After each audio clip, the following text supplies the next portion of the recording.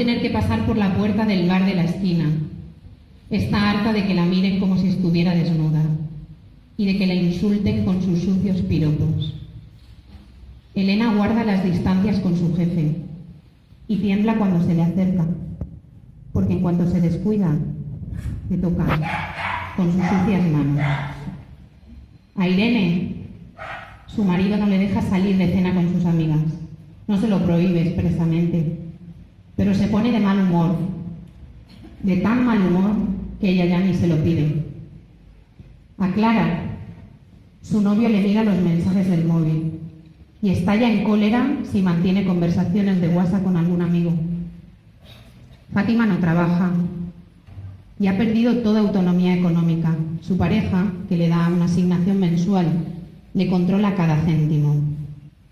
A Carmen, una noche la cogieron entre dos tíos y la violaron en un cajero automático.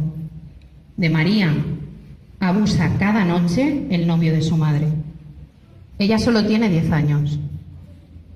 Esta es la dura realidad. Que no queremos que se esconda, que no queremos minimizar, que no queremos quitarle importancia. Es una dura realidad que llevamos escondiendo durante siglos. Los grupos políticos de este ayuntamiento creemos y defendemos la igualdad entre mujeres y hombres como un principio fundamental.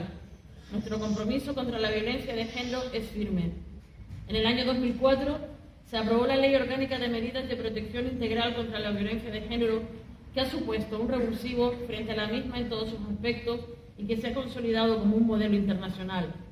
Una ley para la prevención, protección, persecución y castigo de la violencia utilizada por el compañero o excompañero sentimental. Una sociedad decente exige avanzar hacia una sociedad que es segura y libre de violencia de género, que garantice una respuesta rápida y eficaz a las mujeres que sufren violencia, así como a sus hijos e hijas.